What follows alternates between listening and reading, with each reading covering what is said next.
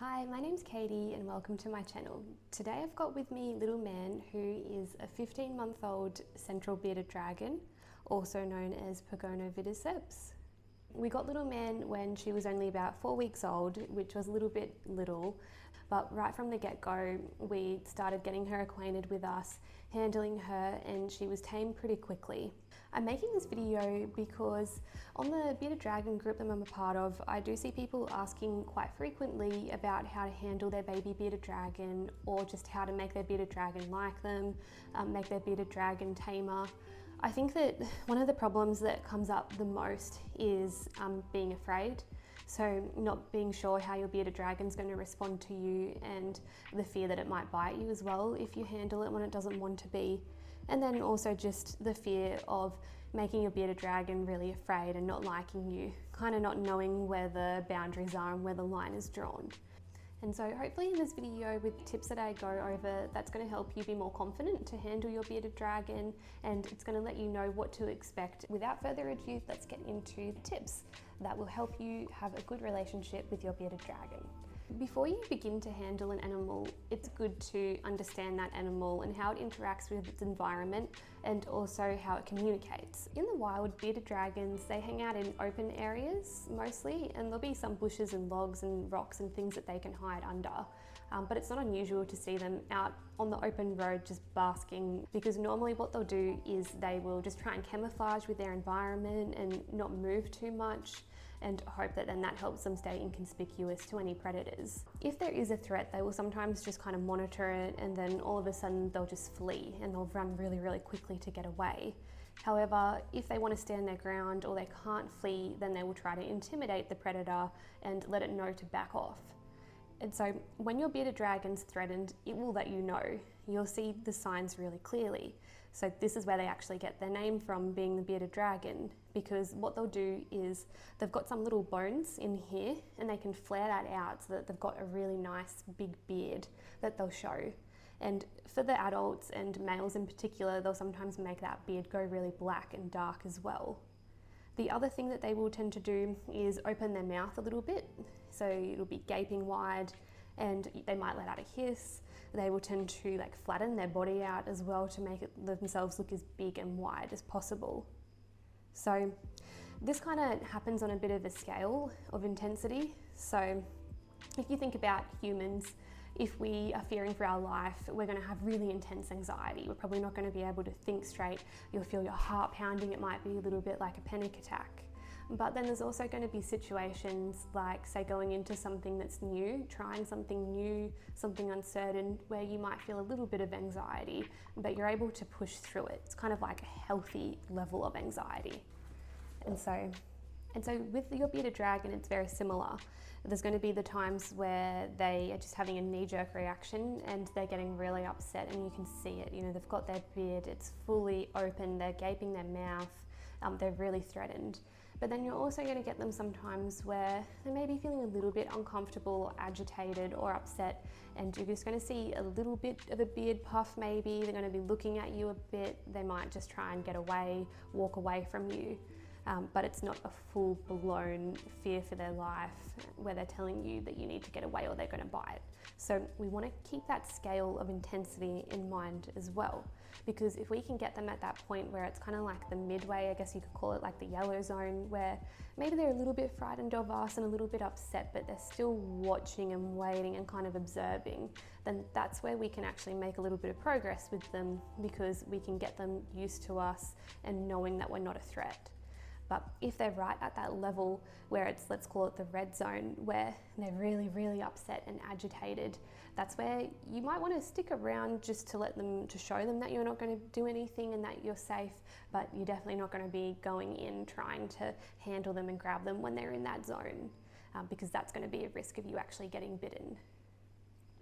When you first bring them home, you'll hopefully have the enclosure set up already, and you can pop them in there and let them have a little bit of a look around and get used to it. Then just leaving them alone for a while so that they can explore, take it all in, find where they can hide and things like that in that enclosure. If you're really excited, just leave them for a bit and then come back and kind of just peek and check on them and see how they're going. But the main thing is you want them to have a positive relationship with the new place that they've just been brought to, and let them take it all in and soak it in and let them regulate so that they're not feeling really anxious and distressed. Because if you've got a really anxious beardie, then that can make them at risk for developing some type of illness because their immune system will be somewhat compromised. Slowly introduce yourself to your bearded dragon. You can do this just by hanging around. Just sit next to the cage for a while, let them know that you're there, get them used to your scent, and getting used to people as well is really important. Build a positive association with your presence. So what that means is that your bearded dragon learns that you bring good things. So not only are you safe, but you're also the bringer of food and positive experiences for them. And so the opposite is true too. You want to try not to associate yourself with pain or negative experiences or that full-blown red zone fight or flight fear response either. You want to try to be something that is good in their life. Food is your best friend. So you get yourself some tweezers because you really don't want to be hand feeding them, because if you hand feed, then again, association with your fingers and food, that's how you can get accidentally bitten.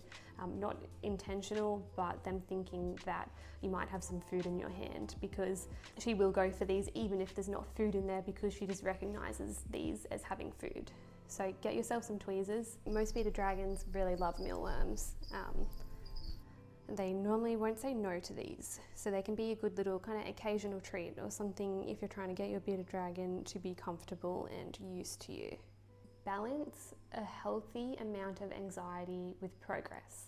So this is probably the most important thing, and I think the one that people get a little bit caught up on and unsure about.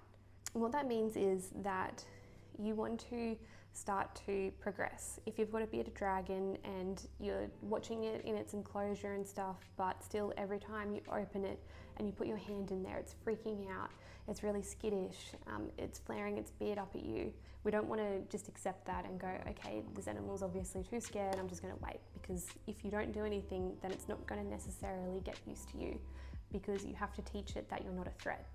So if our bearded dragon is really freaking out and it's really scared of us, what we want to do is a thing called desensitization. So you slowly expose it to yourself and get it to feel calm and regulated, or at least not in that red zone while you're around. So that can look like just putting your hand in there and waiting for it to calm down, and then moving your hand a little bit closer, and if it's flaring up its beard again and getting upset, just leaving it there for a while, waiting for it to calm down.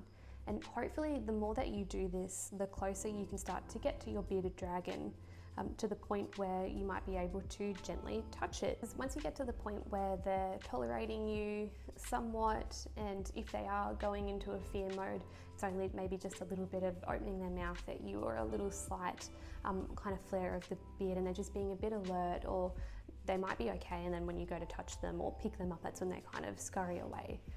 That's okay. If you're at that point, that's where it's pretty safe to progress forward. So even if they are running away from you, but they're not, like, they're kind of just thinking, oh, I prefer to not have that hand near me, but I know it's not going to hurt me, or I don't need to fear for my life. At that point, that's where you can be a little bit more forthcoming with what you're doing and actually try and pick them up, because then that's going to bring you to the next step, which is handling and getting them comfortable and used to that. So when you first pick up a baby, you really want to make sure that you've got support around it too, because they can sometimes jump and run away, and when they're very little, they can hurt themselves if they jump from too high.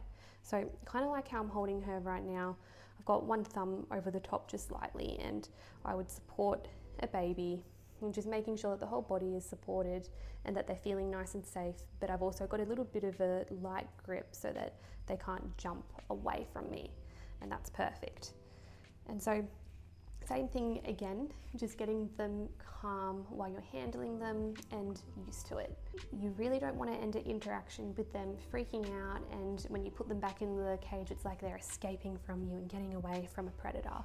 You want them to be calm and regulated when you put them back in, so that they've had a positive experience and they're just going back.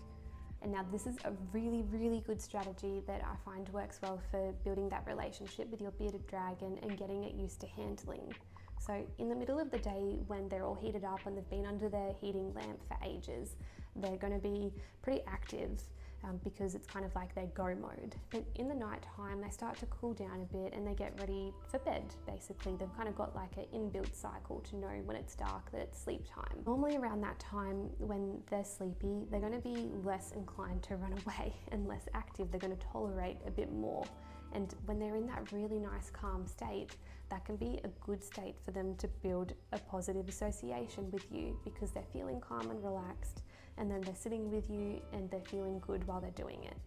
So this one can be great, especially if you're having trouble actually getting to the point where you can pick them up when they're in their cage and you're not too sure about them. So this can be a great way to actually get them used to handling and being with them, and get you used to them as well, and get to kind of inspect them a little bit. So that one's a great one. And then the last one is when you do bring them out of the enclosure, I think that's a great idea, actually bringing them out, but make sure that it's in a nice, safe and enclosed space. Because especially when they're little, it can happen when they're big as well, they can kind of get under things and stuff like that, or they might run away, and we want to avoid you seeming like a predator where you're chasing after them or you're trying to get them out of somewhere. So having like some actual purposeful, intentional little hides for them can be really helpful, so that if they are going to run away, you know it's somewhere that you can actually get them back from. And so when it is time to pick them up and bring them back in, make sure that you're really calm and intentional with your movements. You want it so that if they do kind of wander away, that you're not freaking out and running after them. You're just kind of slowly moving towards them or trying to move them in the direction that you want them to go. And also being mindful that if you come at them quickly or from up above, then that's going to mimic a predator in the wild too, and then that can make them a little bit unnerved. So just being really slow and calm in your demeanor. All right, that's it for today's video. I hope that you found these tips to be helpful. If you've got a baby bearded dragon, let me know about it. Or if it's an adult that you're trying to tame, I would love to see a picture or to hear about them. If you've got any questions, leave a comment down below. And if you found this video to be helpful, please give it a thumbs up and subscribe if you would like to see more videos as well. Let me know if this was helpful or if there's any other types of videos that you would like to see in the future.